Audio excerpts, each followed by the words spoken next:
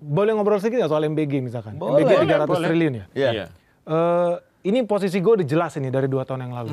Bahkan sebelum si Prabowo menang. Dia kan udah bikin manifestonya sendiri. Betul. Paradoks Indonesia ya. Saya jujur ya, kalau gue pun yang jadi gubernur atau kepala daerah atau presiden, hal yang pertama saya lakukan adalah kasih telur gratis, kasih susu gratis. Supaya masa depan kita itu menang. Ini yang dilakukan Jepang juga pertama kali selesai Perang Dunia II. Porak-poranda, rakyatnya stunting, kurang gizi di mana-mana, ya dia kasih makan gratis. iNews Media Group kini hadir dengan format podcast yang beda. Kami ajak Anda masuk ke balik layar isu terhangat, kupas tuntas tanpa basa-basi. Dengarkan analisis tajam dari pakar, kisah inspiratif dari tokoh-tokoh penting, hingga obrolan ringan yang bikin Anda betah. Semua ada di sini. Jangan sampai ketinggalan, cari tahu apa yang sedang diperbincangkan semua orang. Langganan dan nyalakan notifikasi sekarang juga di kanal YouTube iNews dan platform podcast favorit Anda. Dengar lebih dalam, paham lebih jelas. Boleh ngobrol sedikit nggak soal MBG misalkan? Boleh, MBG 300 boleh. triliun ya? Iya. Ini posisi gue udah jelas ini dari 2 tahun yang lalu. Bahkan sebelum si Prabowo menang. Dia kan udah bikin manifestonya sendiri. Betul. Paradoks Indonesia ya. Saya jujur ya, kalau gue pun yang jadi gubernur atau kepala daerah atau presiden, hal yang pertama saya lakukan adalah kasih telur gratis, kasih susu gratis. Supaya masa depan kita itu menang. Ini yang dilakukan Jepang juga pertama kali selesai Perang Dunia II. Porak-poranda, rakyatnya stunting, kurang gizi di mana-mana, ya dia kasih makan gratis. Negara Eropa pun masih lakukan itu sampai sekarang. Korea Selatan juga lakukan itu. Nah, kenapa saya pro banget? Jadi saya tuh mungkin 2 atau 3 tahun lalu ke Bengkulu Utara. Saya pernah sharing nih. Ke Bengkulu Utara, kita sempat survei mau investasi di situ. Hotel yang paling bagus itu kualitas kamarnya kayak kamar mandi Pertamina SPBU mungkin 10 tahun yang lalu. Itulah hotel terbagus gitu. Jadi kayak tidur di WC ya. Bener-bener. Nggak bener lah, ada kecoa segala macam. Bengkulu Utara tuh sedih banget. Rumah sakit terdekat itu jaraknya 7 jam. Jadi ngeri banget. 7 jam untuk ukuran Bengkulu mah jauh bener ya. Jauh banget gitu. Iya, kalau di sini 7 jam mungkin karena macet dari sono kan. Karena Jauh dari sana, iya, kan? nggak setiap kabupaten ada rumah sakit. Jadi mereka mau ke rumah sakit aja harus ke ibu kota provinsi. Jadi nggak nyaman lah, nggak enak lah. Tapi yang paling miris waktu itu kita survei karena lapar, tengah jalan kita makan di warung makan, pesan ayam goreng. Itu ada ibu-ibu bawa satu anaknya ditarik, satu anaknya digendong gitu. Pesan ayam goreng. Ditanya mau beli apa? Saya minta paha bawah aja gitu loh. Karena harganya paling murah gitu kan, paha bawah. Makan sini apa dibungkus? Ditanya sama si mbak-mboknya itu kan. Dibungkus aja Pak, kata dia. Ya dibungkus aja Mbak. Soalnya saya buat makan lagi di rumah. Masih ada lagi anaknya satu di rumah. Jadi satu paha ayam nanti dibagi 4 orang. Terus di situ gue kaget gitu, sedih banget ya Indonesia ya. Ini tahun 2021 apa 2022. Masih ada satu paha ayam dibagi sama 4 manusia di satu rumah. Di Bengkulu Utara gitu loh. Sedih banget gitu gue liatnya. Itu gue kaget banget. Gak lama kan gue mau kejar akhirnya, mau kasih duit buat beli susu lah sama anaknya. Pas lagi jalan-jalan itu gue denger anaknya, mama, dia bilang, kan waktu itu mau pemilu itu masih 2024 ya, masih 2024. Nanti kalau pemilu pilih Prabroro ya, kata dia gitu. Namanya anak-anak ya, Prabroro. Kenapa pilih Prabroro? Karena nanti kalau pilih Prabroro, saya bisa makan siang. Kata dia gitu. Ini true story nih. Padahal 2021 kan belum ya, belum nongol program itu kan. Tapi rupanya di bawah itu orang-orang udah bergerak. Ini kita ngomong dunia nyata ya. Kita kan gak tinggal di Menara Gading. Orang-orang di dunia nyata itu udah ada harapan gitu loh. Di situ gue tau pasti menang ini. Prabowo pasti menang ini. Gue pas denger itu sedih banget gitu loh. Masih ada orang di Indonesia ini yang nggak tahu apa itu sarapan. Karena itu privilege. Buat mereka makan itu sehari sekali. Jadi sebuah kemewahan bisa ada makan siang. Ini gue dengerin ini sedih banget. Gak ikut di sini ya. Ada karyawan kita yang ikut gue nemenin perjalanan itu. Gila inilah Indonesia gitu loh. Yang kita lihat di sini ini privilege. Bisa minum air pakai gula, ini privilege. Ada orang yang masih nggak tahu ada sarapan. Sarapan itu apa? Sarapan itu makanan yang kita makan di pagi hari. Dia taunya makan itu cuma sehari sekali. Itulah makan. Padahal 2021 udah lebih dari 50 tahun kita merdeka ya. Iya. Ya kan? Gila. Sedih juga ya begitu ketemu Sedih. langsung begitu ya. Sedih banget. Sedih banget. Ya gue nggak tahu ya gimana mereka bisa tahu ya, mungkin propaganda atau apa lah, gue juga nggak tahu. Tapi itu adalah true story yang gue lihat dengan mata kepala gue. Ini 1 tahun sebelum pemilu nih bahkan. Iya. 2023 berarti kira-kira ya? Iya mungkin kira-kira itu lah 2023 ya. Jadi masih baru banget itu. Iya. Masih Bengkulu kan juga bukan daerah yang sangat jauh dari mana ya kan, masih Tapi Bengkulu itu yang konsisten kepala daerahnya masuk penjara itu mereka tuh. itu yang konsisten. Jadi gubernurnya masuk penjara, ganti sama wakil gubernur. Masuk penjara juga, ganti PLT. Masuk juga gitu. Sekarang masuk lagi gubernur, kayaknya bentar lagi masuk juga. Jadi konsistensi itu ada. Masuk penjara adalah hobi pejabat di Bengkulu. Jadi nggak heran rakyatnya miskin. Konsistensinya luar biasa tuh. Jadi ya itulah Indonesia. Di sana memang udah kesepakatan siapapun yang duduk kursi itu pokoknya kalau belum masuk sana berarti bukan juara. Berarti bukan juara. Bukan, nggak keren ya. Jangan. Tapi ini salah satu yang saya sering dengar dari Bang Benik juga. Musuh kita itu kan koruptor ya. Yang kemarin kan sempat teman-teman yang anak-anak muda influencer kan tuntutannya juga tidak terlalu banyak ke situ gitu. Kalau Bang Benik kan koruptor ini kan gimana caranya untuk ada yang unik tuh, gimana caranya kita bisa mengecilkan hukum berat koruptor, malah hukuman mati malah ya. Sempat diusulkan. Kalau terus saya itu usulkan itu. Pembatasan transaksi cash di Cash, bawah 10 juta ya. Iya, di atas 10 Di juta atas 10 wajib juta harus pakai transfer. non cash ya. Nah, yang menarik itu Redenominasi. Nah, itu gimana untuk Hebat ya? Baca tulisan gua Martin.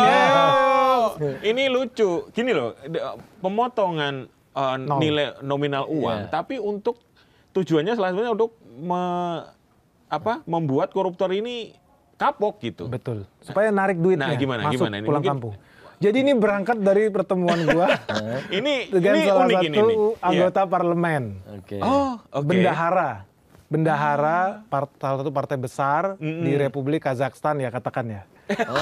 Kaya banget. Oh, bukan di Republik Konoha, bukan ya? Bukan Republik Konoha. Republik Kazakhstan ini. terus. Ini gue diundang datang. Oke. Masuk ke rumahnya. Kan kayak gue kan diundang ke perumahan gitu. Iya. Masuk ke perumahan gue tanya, oh ini perumahannya bagus ya, banyak ininya gitu. Tengah-tengahnya ada kebun binatang gitu, bagus ya. Gue tanya satpamnya, Pak, rumah Pak ini mana? Ini rumahnya. Oh bukan, maksud saya mau ketemu rumah Pak ini, di mana rumahnya? Ini rumahnya. Maksud Bapak, ini rumahnya. Satu perumahan itu, rumah manapun yang lu tunjuk, itu rumah dia. Jadi gila, gede banget. Orangnya mungkin tahu marah kali ya. Tapi gue kaget.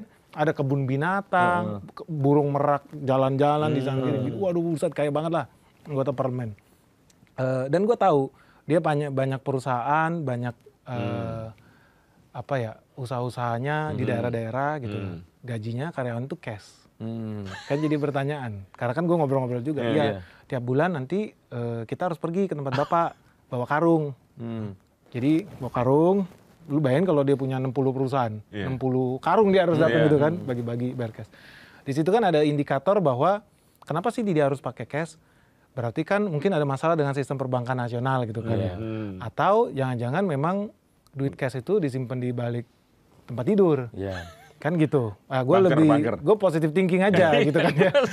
Tapi indikasi positive thinkingnya adalah bayangkan kalau ada 1.000 orang seperti ini, yang duit cashnya ada di belakang kasur gitu kan ya. Tiba-tiba keluar program redenominasi Benix. Tujuannya menghilangkan 3 nol di belakang itu. Kalau duit lu nolnya masih kebanyakan, nggak berlaku. Lu harus bawa ke bank. Ditukar. Ketahuan dong. Lu duit lu dari mana nih? Lu cuci duit apa lu korupsi apa gimana nih? Kan iya dong. Pusing dong orang-orang kayak begini. Ya, tapi kan kita baik. Ya udah lu bawa aja ke bank, tuker duit lama yang nolnya kebanyakan dengan duit baru yang nolnya dikit, tapi di korting ya. Gitu, di korting 70% misalkan. Dibanding nggak berlaku? Iya dong. Nah, negara untung nggak? Negara untung. Kalau menurut estimasi aja ada duit 3.000 triliun hasil korupsi. Let's say balik 50%. Negara dapat 1.500 triliun. Wih, lumayan banget. Hampir setengah APBN cuy. Bahkan kemarin kita waktu wawancara Pak Said Didu, ada 7.000 triliun yang tidak masuk sistem. Ini kita lagi ini dari ada di bawah tempat tidur nih. Judi online, dari narkoba gitu-gitu. Itu gila loh kalau memang 7.000 triliun. Kan seru kan? Iya. Kalau bisa pulang kampung gitu loh. Tapi saya yakin Iya. kalau itu bisa diwujudkan, saya yakin banyak duit yang pulang kampung dibandingkan tax amnesty. Dibandingkan tax amnesty. Tax amnesty pun udah terbukti gagal, orang juga nggak mau. Tapi kalau ini duitnya tiba-tiba hangus, nggak bernilai 100.000, tidak mau. mau nggak mau lu bawa, pasti. Prabowo lu dapet duit gratis nih dari gua tuh, menarik tuh. Nah ini gue senang kenapa? Karena kita ngomongin soal sistem jadinya. Jadi tuntutan kita ke parlemen, ke negara, policy kan, policy. Dibandingkan yang bikin sama anak-anak influencer itu turunkan Saroni, apalah Saroni gitu lah. Turunkan Ekopatrio gitu kan. Gaji DPR, aduh itu kan kecil banget gitu. Itu orang per orang. Tapi duit Saroni kemarin udah dibagi-bagi tuh di kotak. Oh ya, dibagi-bagi. Kebagian nggak? Nggak kebagian, belum sampai sono udah bubar. Udah habis ya. Itu bagian kecil dari sebuah sistem yang mesti dibereskan betul. Kan kita harus lihat mereka itu cuma orang per orang. Kalau kalian punya teman-teman di anggota DPR pun pasti tahu anggota DPR itu cuma karyawan. Cuman tools. Kalau orang nggak suka sama ketuanya diganti PAW selesai lu. Iya. Tapi kan redenominasi ini kan sempat muncul juga beberapa tahun lalu. Betul. Tapi kok kayaknya hilang lagi gitu, Bang? Waktu itu memang momennya nggak pas karena takut supaya inflasi. Karena bisa jadi misalkan harga barang kita bilang 37.000 gitu kan. Kalau nolnya dihilangin, bulatin aja jadi 40 gitu. Ya jadi naik dong. Ya kan pembulatan. Kalau zaman dulu ya mungkin begitu. Tapi zaman sekarang banyak orang bayar pakai QRIS. Bisa nggak bikin 37.500 setelah redenominasi? Bisa, 37,5. Cekling, selesai. Nggak perlu bawa pecahan lagi, gocap 50. Kalau zaman dulu memang orang bakal pembulatan ke atas lah. 37.500 dia bikin 38 biar gampang kan. Sekarang nggak perlu. Jadi contoh kayak beli misalkan, kita sebut merek lah. Kita makan burger lah di Amerika. Harganya pasti nggak bulat. $4,17. Jadi ada sen. Ada masalah? Nggak ada masalah. Kita pun bisa bikin yang sama gitu loh. Harga barang misalkan tadi 37.500 jadi 37,5 bayar. Selesai. Jadi itu betul-betul ada yang bilang bakal terjadi inflasi atau enggak, menurut saya enggak. Malah keuntungan kita adalah orang jadi makin susah korupsi. Udah jelas makin susah korupsi. Orang mulai bertanya-tanya, lu bawa duit cash kemana? Gue punya cerita bagus nih, zaman dulu di Belanda mau kuliah. Supaya beli kan duit nggak banyak ya, jadi cari laptop pun gue pergi ke website barang bekas. Ada namanya Marketplaats di sana, marketplaats.com. Di sini mungkin kayak OLX lah, toko barang bekas online. Gue akhirnya beli di situ. Oh cari laptop nih ada yang murah, masih bagus. Harganya diskon 70%. Bawalah duit mungkin sekitar 300 euro lah zaman itu. Transaksi di stasiun. Pas gue mau bayar, yang gue mau bayarin takut. Hah, kenapa bayarnya cash? Saya nggak berani. Takut dia. Karena dikira ini transaksi uang apa ini? Uang haram apa gua habis nodong di mana apa jual ganja kah? Takut. Jadi lu bayangin orang di sana takut gua mau bayar 300 euro. Takut. Karena udah mentalitasnya tidak bisa cash. Nggak bisa gitu loh. Aneh. Even mau beli barang ke supermarket di sana, ada namanya Hoogvliet di sini mungkin setara kayak mungkin market range market. Gue mau bayar 50 euro atau 100, ditolak sama mereka. Nggak berani mereka, literally nggak berani. Apa ini gitu loh? Lu mau cuci duit kah? Lu hasil tindak kejahatan kah gitu loh? Se-aware itu mereka. Nah kita nggak ada. Gak ada kesana, kita aneh, konyol banget gitu. Gue ke beberapa pasar di daerah di NTT, orang beli sapi harga 45 juta di pasar basah pakai cash. Gila apaan ini gitu kan. Yang bener aja pasti nggak bayar pajak ini orang, yakin gue kan gitu kan. Negara jadi rugi. Negara yang dirugikan karena nggak gitu. masuk sistem keuangan negara. Nggak masuk ke sistem keuangan negara yang dirugikan. Nggak terdeteksi. Betul. Padahal dia pasti bawa sapi itu ke pasar pakai truk, pakai fasilitas negara, menikmati aspal yang mulus itu, menikmati pelabuhan, kapal pelni yang harganya didiskon, tapi dia nggak bayar pajak. Jadi banyak juragan-juragan sapi omzet miliaran nggak ada bayar pajak. Aneh, ya nggak bisa terdeteksi karena duitnya duit di luar sistem keuangan gitu. Aneh. Betul. Tapi kalau mereka sudah dengar mau ada kebijakan itu kan ini orang-orang yang punya akses gitu ya. Nanti tiba-tiba wah saya belikan dulu nih emas, belikan dulu mata uang dolar Amerika, dolar Singapura gitu gimana? Oh gampang. Gimana? Lakukan pembatasan. Pembelian? Iya. 1 bulan masa penukaran. 1 bulan Antam tahan barang, nggak ada masalah. Emas nilainya nggak busuk, nggak bekarat. Kan kita 1 pintu nih emas kita nih di Antam. Tutup keran, nggak usah jual. Tahan aja, ada masalah? Enggak. Orang nggak makan emas juga nggak ada masalah. Tahan itu 1 bulan. Transaksi foreign currency dibatasin kecuali buat bisnis PT. Orang ekspor impor batu bara atau orang ekspor impor barang dan jasa, jelas. Tapi tiba-tiba Benix kucuk-kucuk nggak pernah transaksi ke Singapura, kalau tiba-tiba $7 juta dia kirim atau belanja duit. Itu kan kedeteksi loh. By the way, kita mau beli foreign currency aja, bank itu lapor ke bank sentral. betul. Tiap minggu mereka kasih laporan. Kita Berapa jual ya? dolar berapa, kita jual dolar Singapura berapa, jual euro berapa. Jadi bisa dideteksi itu. Itu nggak ada, itu persimpel lah. Simple ya? Iya, langsung tutup keran, selesai. Money changer langsung ditutup dulu, selesai. Berarti kalau itu perlu kita dorong dong nih, Redominasi. Iya. Kita hitung minimal kalau kata si Said Didu berapa? 7.000. 7.000. Kalau kita 3.000 lah. 3.000 ya? Iya, 3.000 triliun itu bisa balik ke negara. Tapi ya harus ada cashback juga ya buat koruptor. Lu rela gak koruptor dapat cashback 30%? Tapi dibanding enggak loh, gue pikirannya itu aja sih, dibanding Daripada enggak. nggak dapat duit. Iya, pemerintah dapat duit, ya bisa dibilang kita melegalkan tindak kejahatan, ya apa bedanya sama teks amnesti yang kemarin sebenarnya. Iya. Kan sekarang sebenarnya udah sampai kampung-kampung juga kan QRIS udah masuk. kan, udah masuk gitu. Iya. Sudah. Iya. Jadi mungkin bisa pelan-pelan kalau kita dorong untuk mencegah itu kan paling tidak ditarik dulu duduknya tuh. Betul, Iya kan? harus pulang Yang di kampung bawah itu. bantal, di Nah, itu dia. bunker-bunker itu Itu. harus dikeluarin dulu ya? Iya. Atau kita buat tidak berlaku. Kita buat tidak berlaku, kan ngeri kan. Gawat gue udah. Gawat udah satu nyewa mobil. ruangan. Iya, karena paling tidak kan gambarannya gini, mungkin tidak semuanya ya, kita disclaimer nggak semuanya lah, tapi contoh Ya. aja kemarin ketika Roni kan, itu kan begitu rumahnya di ini, ternyata ada duit itu loh, mungkin yang modal beli gitu di Indonesia juga Banyak gitu loh. Nah, banyak di Jakarta makanya. Selatan. Tuh. Apa lemari besi segede ruangan ini isinya duit semua, Nah, banyak. tuh. Ada yang khusus nyewa rumah untuk Taruh duit. Taruh Iya, duit. di Singapura ada apartemen. nah tuh kan. Ya kan bener tuh Di dikurangin Jakarta nolnya Selatan ada pusing juga. tuh ntar tuh. Iya, pusing pasti. Iya, sementara yang lain mau ngeliat duitnya susah, pantesan duitnya disimpan di sana. Makanya kering di bawah. ya. Itu dia, boro-boro terima mau ngeliatnya aja susah. Betul. Ditaruh dalam rumah, ditutup-tutup, dikunci pula kan. Iya. Aduh. Bayangin 3.000 triliun berarti 10 IKN jadi ibaratnya. Kita punya 10 IKN di planet Mars pun kita bangun di ibu kota gitu kan. Enak banget itu. Tapi gini, Bang Benik, ini kembali ke Pak Purbaya ya. Pak Purbaya ini kan juga sudah mendapatkan dukungan lah ya secara publik ya. Iya. Meskipun juga ada yang anti, itu wajar Normal lah. Cuman kan masalahnya adalah bagaimana dengan dia menghadapi internal mereka di Kementerian Keuangan yang mungkin gayanya masih gaya yang lama kan 10 tahun dipimpin dengan gaya yang stabilitas, stabil di posisi yang kalau Ngap-ngapan. orang Stabil ngap-ngapan. iya, orang Jawa itu maga gitu ya, antara iya dan tidak gitu.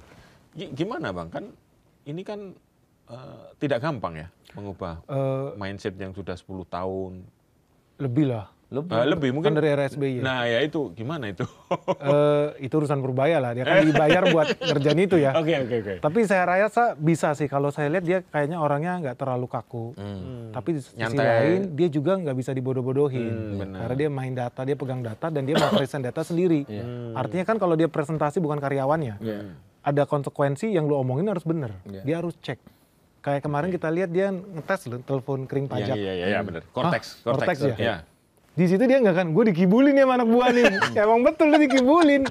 Iya kali Cortex program, di negara habis triliunan lu buat bikin Cortex. Pendapatan negara minus.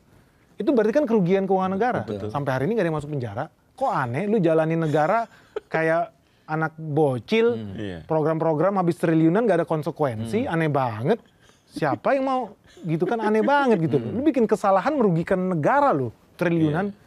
Nggak ada yang masuk penjara. Ini negara apa gitu kan. Tapi anyway ya dia juga nggak cari masalah juga. Dia kan nggak ngata-ngatain orang lain gitu. Oh taktis nih dia tahu nih. Dia jadi tahu ininya. dan ngasih nyentilnya kode, tahu ya. nyentilnya tahu. Lu jangan main-main sama gue mau cek ke bawah. Karena dia orang market. Kita investor ya. Kita pun ketika mau invest pun kita masuk. Kita sering masuk ke pedalaman-pedalaman, ke Sulawesi, ke Papua. Ya supaya kita nggak ditipu sama namanya laporan keuangan yang bodong itu gitu. Orang bisa rekayasa. Tapi kalau datang ke sana mana ya tambangnya ya? Katanya sini punya 5.000 hektar, sampai sana nggak ada. Yang ada orang jemur-jemuran di situ. Jadi memang dia ya itulah dinamika birokrasi di Indonesia. Ada beberapa kementerian itu yang siapapun menterinya pasti nggak akan berubah. Karena birokrasinya Lebih kuat gitu. Dirjen-dirjen ini kan banyak yang levelnya udah kayak sekda kalau daerah. Siapapun gubernurnya yang berkuasa sekda. Gitu kan. Jadi malah banyak kepala daerah pun suka ngemis-ngemis sama sekda. Pun gue lihat, mau ketemu gubernur harus sama sekda. Mau jalannya harus sama sekda. Gila, lebih powerful. Soalnya gubernurnya di Jakarta. Hai gitu kan. Yang jalanin sekda di daerah. Tapi ya kalau yang kita lihat si Purbaya ini kayaknya bisa turun langsung sih ke bawah. Dan dia mau gitu loh. Mau turun langsung dan ngecek sebenarnya yang dia lakukan benar apa enggak. Dampaknya seperti apa ke bawah. Karena jujur aja menurut gua ya contoh gini ya. Kayak kita kan sekarang mengandalkan itu operasional negara kita yang defisit ini kan dari surat utang. Dan kayaknya bangga banget surat utang kita mayoritas sold out yang beli investor lokal gitu. Tapi nggak pernah berpikir itu kejahatan. Kenapa kejahatan? Negara ini defisit. Oke, katanya tahun ini mau belanja negara 3.600 triliun. Sampai detik ini pun duitnya nggak turun. Penyaluran distribusi itu ke bawah nggak terjadi. Biasanya kan anggaran baru dipakai di akhir tahun. Jadi orang kering kerontang megah-megah nih sampai berbulan-bulan sampai hari ini pun nggak nyampe 50% serapan anggaran. Padahal duitnya utang. Artinya kan pemerintah bayar bunga. Nah pertanyaannya, pemerintah bayar bunga pakai duit siapa? Pemerintah bayar bunga ya dari pendapatan negara. Ada penerimaan negara bukan pajak, tapi yang paling banyak dari pajak. PPH, PPN. Nah yang bayar PPH PPN siapa? Kita semua yang ada di ruangan ini. Plus driver Gojek. Plus orang-orang yang di bawah yang paling kecil sekalipun yang kalau mau makan itu beli minuman, beli tepung terigu, beli gula, bayar PPN. Pajaknya dipakai buat bayar bunga. Bunganya diharapkan bisa diturunin ke masyarakat, tapi ditahan-tahan. Ditahan lagi. Padahal jalan terus. Dan negara ngutang sama rakyat melalui SBN. Kita semua banyak orang-orang mungkin kalangan menengah ya yang gue lihat ya. Kalangan menengah atas itu lu harus mikir kekejaman lu. Ketika lu beli surat utang negara, lu kan makan bunga. Yang bayar bunga lu itu bukan negara. Tapi kalangan menengah bawah. Membayar pajak. Menengah bawah ini yang bayar lu. Kalau oligarki itu udah ngerti gimana caranya pasang perusahaan di Cayman. Nggak bayar oligarki. Tapi yang kalangan bawah kan nggak ngerti bayar konsultan pajak di Cayman Island. Supir bangunan, gitu kan, driver, truk. Mereka real bayar pajak 11% setiap transaksi. Bayar 11%, supaya kalangan menengah atas menikmati SBN. Yang dibayar sama orang menengah bawah. Kan sadis. Sadis lah. Sadis banget. Kalau punya rasio berpikir seperti itu, artinya kan penggunaan anggaran belanja negara ini harusnya lebih bijak. Gimana caranya bisa kembali lagi dong ke bawah? Masa duitnya lu taruh di Menara Gading? Ya kan nggak logis. Makanya menurut gue itu keji sih. Itu keji. Ketika dia turunin 200 triliun itu ke bawah, ya harapannya juga Direktur Himbara ini punya otak juga buat salurin itu nggak ngasal-ngasal ya. Ya ekonomi jadi hidup kan di bawah. Orang penciptaan lapangan kerja itu pasti jalan. Dan kita hitung pasti jalan. Jadi dari rakyat ya kembali ke rakyat. Bukan dari rakyat buat Menara Gading gitu loh. Aneh banget. Tapi kan kritiknya nanti gimana dengan NPL? Bagus itu bagus. Itu gimana dengan 200 triliun? Benar. Jadi rata-rata NPL kita pun kita cek masih kecil. Jadi rata-rata masih mayoritas di bawah 3%. Nah, kalau seandainya mereka masuk ke perbankan, NPL apakah jadi naik? Kalau NPL jadi naik, pecat aja direksinya. Saya setuju sama si Purbaya. Langsung ya? Iya, langsung pecat. Itu KPI dia ya? KPI. Kalau nggak lu nggak usah jadi direktur lah, enak bener. Masa kerja tanpa KPI? Oke, terus nanti jadi ngasal-ngasal, simple, masukin penjara. Sritex kemarin kredit macet, masuk penjara direktur perbankan yang ngasih kredit ke Sritex, nggak ada urusan gitu loh. Tetap lu dikasih duit, dikasih kerja, ya lu sortir lah perusahaan yang bagus, yang dibiayai, bukan artinya jadi ngaco. Tapi ini kan sistem yang paling benar, dibandingkan duit 200 triliun itu dibagi-bagi pakai helikopter ke bawah. Habis jadi judol itu, habis beli rokok gitu, yakin gua. Ya masukin ke perbankan udah punya ilmu sendiri, cara mengakses mana kreditur bermasalah, kan gitu kan. Mana debitur yang nggak benar gitu. Jadi mereka sendiri udah bisa saling assess itu. Jadi ini memang metode yang paling pas. Mereka punya skill lah perbankan ya buat urusin itu. Dibandingin duitnya bagi-bagi di atas, lempar dari helikopter gitu kan. Aneh. Atau BLT menurut gua, atau bansos paling konyol lagi tuh. Selesai. Ya, tapi untungnya dia nggak lakukan itu. Itu uang hilang aja. Itu uang udah uang hilang. Uang hilang aja. Selesai. Makanya gua confident banget. Paling telat kita 3 tahun IHSG itu pasti 10.000, yakin gua. IHSG